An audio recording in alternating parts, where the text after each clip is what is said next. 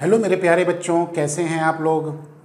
और बेटा जैसा कि आप देख सकते हैं कि आज हम लोग ऑप्टिकल इंस्ट्रूमेंट से रिलेटेड बात करेंगे। ऑप्टिकल इंस्ट्रूमेंट के अंदर मेनली बेटा सिंपल माइक्रोस्कोप, कंपाउंड माइक्रोस्कोप और एस्ट्रोनॉमिकल टेलीस्कोप से रिलेटेड बेटा क्वेश्चंस करेंगे। तो क्वेश्चन से पहले मैंने सोचा एक ब्रीफ सा बेटा फॉर्मूला रिवीजन आप लोगों को करा दें। बेटा सिंपल माइक्रोस्कोप एक बेटा सिंपल जिसको कहते हैं मैग्नीफाइंग लेंस होता है, कन्वेक्स लेंस होता है ना, ऑफ शॉर्ट फोकल लेंथ।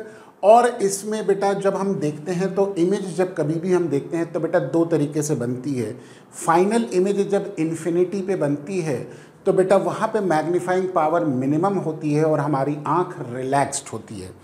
और जब फाइनल इमेज हमारी डी यानी कि least distance of distinct vision, जिसको हम 25 सेंटीमीटर कहते हैं, जब फाइनल इमेज वहाँ पर बनती है तो बेटा मैग्नीफाइंग पावर मैक्सिमम होती है और उस स्थिति में मैग्नीफाइंग पावर हो जाती है 1+d/Fe। डी यहाँ पे 25 सेंटीमीटर हो गया और f जो हो गया focal length of the magnifying lens हो जाएगा, है ना। और मिनिमम मैग्निफिकेशन d/Fe होता है। कंपाउंड माइक्रोस्कोप में बेटा दो लेंसेज होते हैं, एक ऑब्जेक्टिव और एक जिसको हम आईपीस कहते हैं। तो वहाँ पे भी दो तरह के एडजस्टमेंट करते हैं बेटा, मैग्नीफाइंग पावर मैक्सिमम यानी कि स्ट्रेन्ड आई, और उस समय फाइनल इमेज डी पर बनती है -VO/UO। VO यानी कि ऑब्जेक्टिव से इमेज की डिस्टेंस जो कि इंटरमीडिएट इमेज की डिस्टेंस है, और UO हो गया ऑब्जेक्टिव से ऑब्जेक्ट की डिस्टेंस, और D जैसा कि आप जानते हैं least distance of distinct vision. FE हो गया फोकल लेंथ ऑफ आईपीस। और मैग्नीफाइंग पावर मिनिमम इस कंडीशन में कंपाउंड माइक्रोस्कोप में कब होती है बेटा, जब फाइनल इमेज कहाँ पर बन रही है, इन्फिनिटी पर बन रही है, तो मैग्नीफाइंग पावर मिनिमम मिलेगी -VO/UO D/Fe। Length of the microscope tube VO+UE। VO यानी कि ऑब्जेक्टिव से बेटा इंटरमीडिएट इमेज की दूरी, और इंटरमीडिएट इमेज से आईपीस की जो डिस्टेंस है वो UE होता है। तो ये दोनों लेंथ ऑफ माइक्रोस्कोप कहलाएंगे। एस्ट्रोनॉमिकल टेलीस्कोप में बेटा हम डिस्टेंट ऑब्जेक्ट को देखते हैं, तो यहाँ पे भी दो तरह के एडजस्टमेंट होते हैं, जिसमें मैक्सिमम मैग्निफिकेशन और मिनिमम मैग्निफिकेशन मिलेगा। मैक्सिमम मैग्निफिकेशन जब फाइनल इमेज डी पर बन रही है, मिनिमम मैग्निफिकेशन जब फाइनल इमेज इन्फिनिटी पर बन रही है। तो मिनिमम -FO/Fe, FO ऑब्जेक्टिव और FE आईपीस की फोकल लेंथ हो गई, और maximum magnifying power -FO/Fe 1+Fe/D होता है। Length of the telescope tube FO यानी कि focal length of objective plus UE इस कंडीशन में होता है। अगर नॉर्मल एडजस्टमेंट में है तो UE FE के बराबर हो जाएगा। चलिए क्वेश्चन करते हैं। सबसे पहला क्वेश्चन देखते हैं, पढ़ते हैं क्या कहता है। A simple microscope has a focal length of 5 centimetre. The magnification at the least distance of distinct vision. The magnifying power maximum होती है और ये हो जाती है 1+D/Fe। अभी पीछे मैंने ही बताया था, यहाँ पे फॉर्मूला 1+D/Fe। Fe यानी कि फोकल लेंथ ऑफ दी जो भी हमारे पास लेंस है। तो 1+D हो गया बेटा कितना, 25 सेंटीमीटर, और फोकल लेंथ हो गई 5, तो ये हो जाएगा 1+5 यानी कि 6 टाइम मैग्निफिकेशन हो जाएगा। और ये मेरा आंसर यहाँ पे आ गया, आंसर नंबर 4 यानी कि 6 टाइम्स मैग्निफिकेशन हो गया। नेक्स्ट क्वेश्चन, क्वेश्चन नंबर 2 क्या कहता है। In a compound microscope the intermediate image. बेटा कंपाउंड माइक्रोस्कोप में जो इंटरमीडिएट इमेज बनती है वो एक्चुअल में रियल इमेज होती है। तो real inverted and magnified image होती है, क्योंकि वहाँ पे हम ऑब्जेक्ट को जो रखते हैं वो बेटा F और 2F के बीच में रखते हैं, तो उससे हमको जो इमेज मिलती है वो रियल इन्वर्टेड और मैग्नीफाइड इमेज प्राप्त होगी। ये हमारा करेक्ट आंसर है। चलिए नेक्स्ट क्वेश्चन देखते हैं। Resolving power of telescope is more when objective lens, देखो बेटा ऑब्जेक्टिव लेंस का एपर्चर जितना ज़्यादा होगा इमेज की रिजॉल्विंग पावर उतनी ही अच्छी होगी। तो यहाँ पे हमारा जो आंसर है ग्रेटर डायमीटर हो गया, क्योंकि ग्रेटर डायमीटर, जितना डायमीटर बड़ा होगा उतना ही अच्छा एपर्चर, उतना ही अच्छा रिजॉल्विंग पावर मिलेगी यहाँ पे हमारे पास। चलिए क्वेश्चन नंबर 4 कहता है a Galileo telescope has an objective of focal length 100 centimetre. बेटा ऑब्जेक्टिव की फोकल लेंथ 100 सेंटीमीटर है एंड मैग्नीफाइंग पावर यानी कि मैग्निफिकेशन 50 है। The distance between the two lenses in normal adjustment, normal adjustment में बेटा length of the telescope tube मैंने आपको बताया था FO प्लस FE, UE जो हो गया आएगा वो बेटा FE के बराबर हो जाएगा, क्योंकि नॉर्मल एडजस्टमेंट में फाइनल इमेज कहाँ बन रही है, इन्फिनिटी पे बन रही है। और उस समय मैग्निफिकेशन मैंने पीछे बताया था बेटा FO और FE का रेशियो हो गया। तो बेटा FO गिवन है, इससे हम FE निकाल लेंगे जो कि FO अपॉन M होगा, यानी कि 100 अपॉन 50 यानी कि 2 हो जाएगा। तो बेटा length of the tube FO यानी कि 100 प्लस FE यानी कि 2 यानी कि 102। बेटा करेक्ट आंसर 102 ही होगा, है ना। इसको थोड़ा सा मैं करेक्शन कर दे रहा हूँ, तो 102 आंसर होगा करेक्ट आंसर, क्योंकि लेंथ है बेटा तो लेंथ दोनों की फोकल लेंथ ऐड होती है, सब ट्रैक नहीं होती। चलिए नेक्स्ट क्वेश्चन देखते हैं। क्वेश्चन नंबर 5 क्या कहता है, the magnifying power of a simple microscope can be increased if an eyepiece of shorter focal length is used. बेटा ये ध्यान रखिए कि आई पीस की जो फोकल लेंथ है वो सिंपल माइक्रोस्कोप में जितनी कम होगी बेटा, यानी कि जो भी लेंस की फोकल लेंथ जितनी कम होगी उतनी पावर ज़्यादा होगी, और जितनी पावर ज़्यादा होगी उतना अच्छा रहेगा, मैग्नीफाइंग पावर उतनी ही अच्छी रहेगी, है ना। तो ये करेक्ट आंसर होगा। क्वेश्चन नंबर 6 कहता है the focal length of the objective of a microscope, focal length of the objective of the microscope is always less than the focal length of eyepiece. बेटा microscope में objective की focal length और aperture कम होता है आई piece के comparison में, और टेलीस्कोप में उल्टा होता है ना। ये थोड़ा सा ध्यान रखने वाली चीज़ है, तो यहाँ पे ये करेक्ट आंसर होगा। क्वेश्चन नंबर 7 कहता है in a compound microscope magnification will be large if the focal length of the eyepiece is smaller. वही चीज़ हो गई, आई पीस की फोकल लेंथ जितनी कम होगी उतना अच्छा रहेगा। लेकिन वंस अगेन यहाँ पे जब कंपैरिजन करेंगे तो बेटा ऑब्जेक्टिव की फोकल लेंथ क्या होती है, ज़्यादा कम होनी चाहिए, है ना। तो कंपैरिजन में ये देखेंगे ग्रेटर देन ऑब्जेक्टिव होगी वैसे तो, है ना। तो ये हम कंपैरिजन जब ऑब्जेक्टिव से करेंगे तो उससे तो बड़ी ही होगी, तो ये चीज़ है। क्वेश्चन नंबर 8 कहता है the focal length of the objective of the compound microscope is less than that of eyepiece. ये हमारा करेक्ट आंसर होगा, यानी कि पिछला जो क्वेश्चन था उसी से रिलेटेड ये क्वेश्चन है। ये थोड़ा सा ध्यान वाली चीज़ है कि बेटा जब हम माइक्रोस्कोप की बात करते हैं तो ऑब्जेक्टिव की फोकल लेंथ और एपर्चर दोनों बातें हैं वो आई पीस से कम होंगी। Microscope is an optical instrument. बेटा देखो ये क्वेश्चन मैंने इसलिए चूज किया है क्योंकि ऐसे क्वेश्चन आप हमेशा गलत करते हो। आप ये सोचते हो कि माइक्रोस्कोप करता है क्या, एनलार्ज करता है ऑब्जेक्ट को बड़ा नहीं करेगा बेटा। ऑब्जेक्ट का जो साइज है वो तो वही रहेगा, ऑब्जेक्ट को कोई चीज़ कैसी बड़ी कर देगा। तो ये चीज़ आप गलत आंसर हमेशा मार्क करते हो। मैंने ये चीज़ ऑब्जर्व करी है कि बच्चे जल्दबाजी में ऐसी चीज़ को गलत कर जाते हैं। बल्कि माइक्रोस्कोप करता क्या कि हमारी आंख पे जो पड़ने वाला विजुअल एंगल है उसको बेटा इंक्रीज करता है। तो ऑप्टिकल इंस्ट्रूमेंट सिर्फ visual angle subtended at the eye उसको बढ़ा देता है जिससे हमको ऑब्जेक्ट बड़ी दिखने लगती है। तो ये ध्यान रखिए, ऑब्जेक्ट की इमेज हमको बड़ी दिखती है, ऑब्जेक्ट का तो वही साइज रहेगा। तो ये करेक्ट आंसर होगा, increases the visual angle formed by the object at the eye. ये ध्यान रखिए, ऐसे क्वेश्चन आप गलत करते हैं। क्वेश्चन नंबर 10 कहता है the length of the compound microscope is बेटा 14 सेंटीमीटर। ठीक है, और लेंथ बराबर किसके होता है बेटा, VO प्लस UO के बराबर होता है, UE sorry, VO plus UE, है ना। ठीक, यानी कि इंटरमीडिएट इमेज की डिस्टेंस ऑब्जेक्टिव से और उसकी डिस्टेंस आई पीस से, वो हो जाएगा।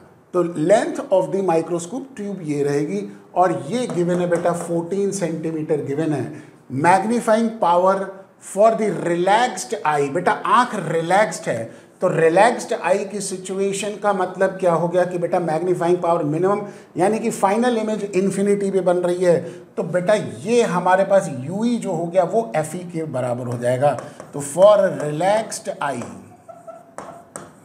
UE बराबर हो जाएगा FE के, है ना, और मैग्नीफाइंग पावर उस सिचुएशन में मिनिमम होगी, और जो कि गिवन है कितनी बेटा 25। ठीक, if the focal length of the eye lens, यानी कि focal length of eyepiece 5 centimetre है, then object distance from the objective क्या होगा। देखो बेटा अब बड़ा सिंपल हो जाएगा ये क्वेश्चन निकालना हमारे लिए। देखो बेटा सबसे पहले तो इसमें हम क्या करेंगे, VO निकाल लेंगे, है ना। अब आप देखिए लेंथ बराबर VO प्लस UE और UE FE के बराबर है, तो इसका मतलब VO बराबर हो जाएगा 14 माइनस FE जो कि 5 है, यानी कि 9 सेंटीमीटर आ जाएगा VO, है ना। ये बात समझ में आ गई, मुझे लगता है कि कोई दिक्कत नहीं होगी यहाँ तक तो समझ में आने की।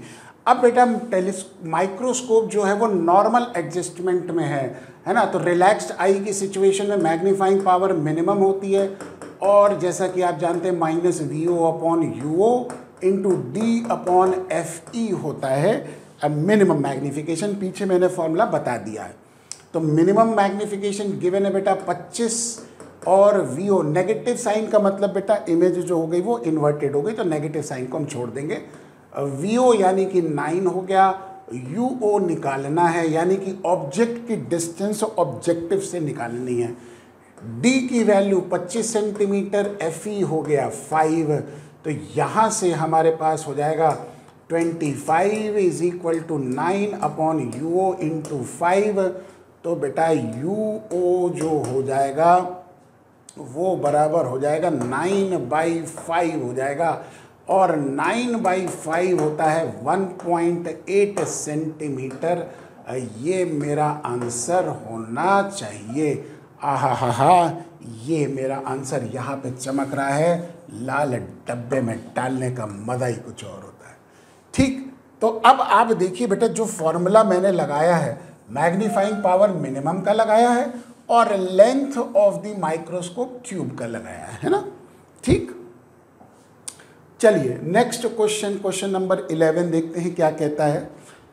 If the focal length of objective and eyepiece are 1.2 and 3 centimetre respectively, and object is put 1.25 centimetre away from the objective lens, the final image is formed at infinity magnifying power of the microscope। तो magnifying power बेटा इस situation में minimum होगी, क्योंकि बेटा normal adjustment है ना, final image is formed at infinity, तो मिनिमम हो गया, और ये होता है minus VO upon UO into D upon FE होता है। ठीक, अब आप देखिए क्या क्या गिवन है और हमको क्या क्या निकालना है। तो FO गिवन है ना 1.2 सेंटीमीटर, FE गिवन है 3 सेंटीमीटर, ऑब्जेक्ट यानी कि UO गिवन है बेटा 1.25 सेंटीमीटर फ्रॉम द ऑब्जेक्टिव, और फाइनल इमेज फॉर्म्ड हो रही है एट इन्फिनिटी, यानी कि VE की वैल्यू इन्फिनिटी हो गई। तो अब देखिए हमारे पास FE गिवन है, हमारे पास UO गिवन है, और D गिवन है, हमें VO बस निकालना है और फॉर्मूले के अंदर पुट कर देंगे। तो VO निकालने के लिए लेंस फॉर्मूला फॉर ऑब्जेक्टिव लगाएंगे, 1 अपॉन FO बराबर 1 upon VO minus 1 upon UO। Focal length of objective 1.2, VO हमें निकालना है, और माइनस ऑफ माइनस यू यानी कि -1.25 करेंगे बेटा, ये ध्यान रखना, क्योंकि ऑब्जेक्ट हमेशा लेंस के सामने होता है। तो 1/VO बराबर 1/1.2, ये इधर जाके -1/1.25 हो जाएगा। ठीक, बस अब इसको सॉल्व करके VO निकाल देंगे और फिर उसके बाद मैग्नीफाइंग पावर मिनिमम की वैल्यू को निकाल लेंगे। इसको जब कैलकुलेट करेंगे तो बेटा VO की वैल्यू 30 आ जाएगी, है ना। बस इसको एलसीएम लेके कैलकुलेट करना है, तो VO की वैल्यू 30 सेंटीमीटर आ गई। अब बस मैग्नीफाइंग पावर मिनिमम का फॉर्मूला लगा देना है, और जैसा कि आप इसमें मैग्नीफाइंग पावर MP मिनिमम बराबर -VO यानी कि -30 अपॉन UO जो कि 1.25 है, D हो गया 25 सेंटीमीटर और FE हो गया 3। बस ये डाल देना है। तो ये हमारे पास जब हम कैलकुलेट कर लेंगे तो ये हो जाएगा 10 × 25 अपॉन 1.25 यानी कि 10 × 20 यानी कि 200 टाइम्स मैग्निफिकेशन आ जाएगा। ये मेरा आंसर होगा। ठीक, माइनस साइन इंडिकेट कर रहा है बेटा कि फाइनल इमेज जो होगी वो इन्वर्टेड होगी। चलिए नेक्स्ट क्वेश्चन कहता है, क्वेश्चन नंबर 12 पढ़ते हैं। The focal length of the objective and eye lens of an astronomical telescope are 2 metre and 5 centimetre. तो फोकल लेंथ ऑफ ऑब्जेक्टिव है बेटा 2 मीटर यानी कि 200 सेंटीमीटर, और आई पीस है बेटा 5 सेंटीमीटर। फाइनल इमेज अगर least distance of distinct vision पे है तो magnifying power in both the cases, तो मैग्नीफाइंग पावर मैक्सिमम बराबर -FO/FE और होता है 1 + FE/D, है ना।